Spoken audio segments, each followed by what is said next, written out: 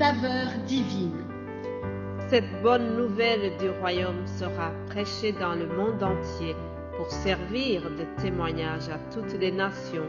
Alors viendra la fin. Ce pain céleste vous est présenté par Immaculée Niraneza. Bienvenue très chers amis à l'écoute de l'émission Saveur divine. Honneur et gloire à notre Seigneur qui nous donne encore le souffle de vie ce matin. Bénissons l'Éternel ensemble. Hier, nous avons commencé notre semaine. Je vous ai dit que le thème de notre semaine sera quelques promesses qui nous sont données, quelques promesses de Dieu. Aujourd'hui, nous allons voir une promesse qui dit « Je serai avec toi ». Mais avant cela, je vous propose d'ouvrir notre méditation par un verset du psaume 30. Le psaume 30 au verset 2, David dit ceci: « Je t'exalte, ô Éternel, car tu m'as relevé, tu n'as pas voulu que mes ennemis se réjouissent à mon sujet. » Alléluia. Je t'exalte, ô Éternel, car tu m'as relevé, tu n'as pas voulu que mes ennemis se réjouissent à mon sujet. Voilà, ce sont des paroles prononcées par David lorsque donc il remerciait Dieu de l'avoir assisté dans sa détresse. Mais ces mêmes paroles, je dirais que je peux les mettre dans la bouche de Isaac. Isaac qui a vu vraiment l'assistance, le secours de Dieu. Dieu lui a dit plusieurs fois, « Je serai avec toi » et cette promesse a été réalisée. Donc aujourd'hui, nous sommes dans le même thème, promesse de Dieu, et Dieu promet à Isaac, « Je serai avec toi ». Allons voir cette histoire d'Isaac dans Genèse chapitre 26. Le titre c'est « Isaac est réfugié chez les Philistins ». Il y eut une famine dans le pays, outre la première famine qui eut lieu du temps d'Abraham, et Isaac alla vers Abimelech, roi des Philistins, à Guérar. L'Éternel lui apparut et dit, « Ne descends pas en Égypte, demeure dans le pays que je te dirai. Séjourne dans ce pays-ci. Je serai avec toi et je te bénirai, car je donnerai toutes ces contrées à toi et à ta postérité, et je tiendrai le serment que j'ai fait à Abraham, ton père. Je multiplierai ta postérité comme les étoiles du ciel. Je donnerai à ta postérité toutes les contrées et toutes les nations de la terre seront bénies en ta postérité, parce qu'Abraham a obéi à ma voix et qu'il a observé mes ordres, mes commandements, mes statuts et mes lois. Alléluia. Et Isaac resta à Guérar. Jusqu'ici la lecture, je ne vais pas lire tout le chapitre, mais je reviendrai sur quelques versets de ce chapitre. Retenez que nous sommes sur ce titre qui dit « Je serai avec toi ». L'Éternel a été avec Isaac, mais entre cette promesse que l'Éternel lui donne et la réalisation de la promesse, il y a eu des moments difficiles. En résumé, Isaac se trouve dans un pays étranger, il se trouve chez les païens, chez les Philistins. Il a quitté le pays de la promesse à cause d'une famine qui a eu lieu dans ce lieu, et donc il est obligé d'immigrer chez les Philistins. Arrivé là-bas, Isaac n'a pas eu une vie facile. On voit que une fois là-bas, Isaac a prospéré et les gens du pays ont eu la jalousie contre lui.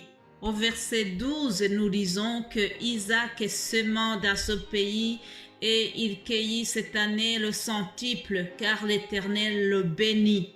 Cet homme devint riche et alla en s'enrichissa de plus en plus jusqu'à ce qu'il devint fort riche.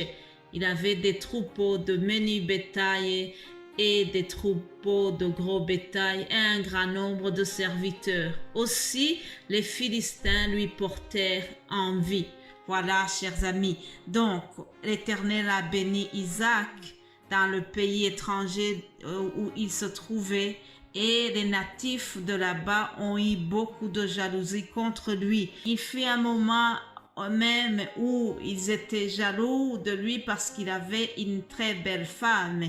Sa femme Rebecca, on nous dit qu'elle était tellement belle. Alors Isaac avait peur qu'on lui prenne sa femme et il disait aux gens que c'était sa sœur.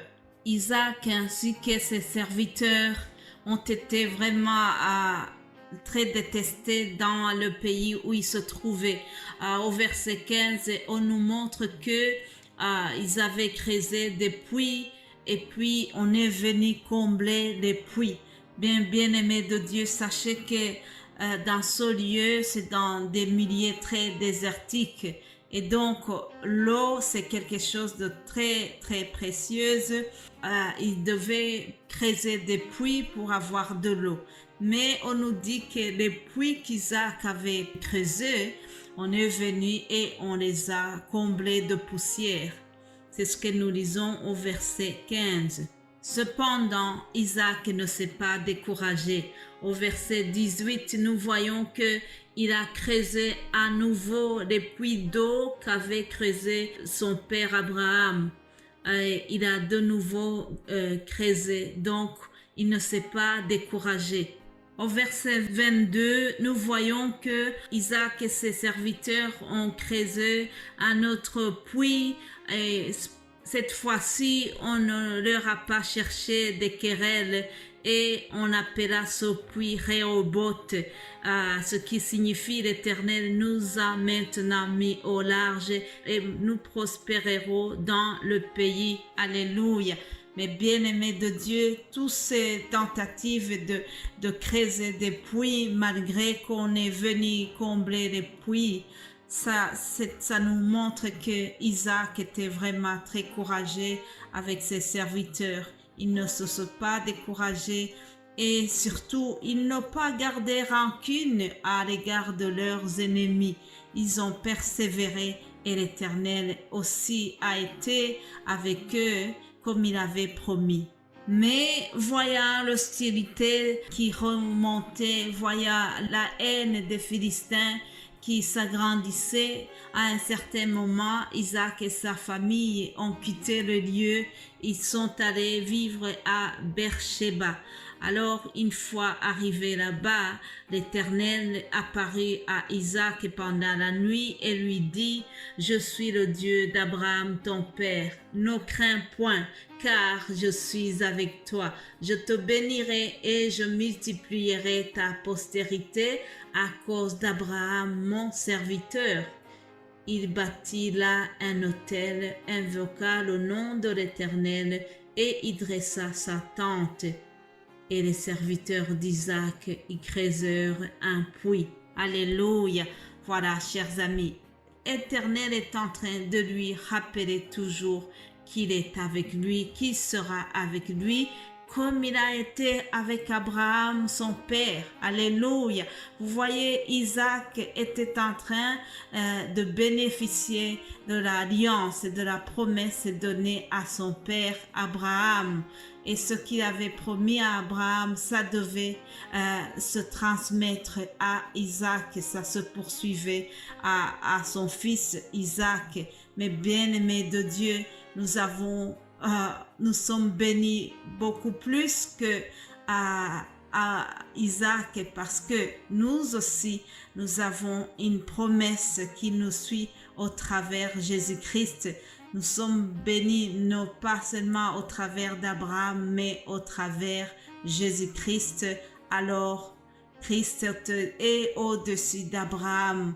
Si l'Éternel promet à Isaac d'être avec lui grâce à Abraham, il est avec nous aussi grâce à notre foi en son Fils Jésus-Christ. Alléluia.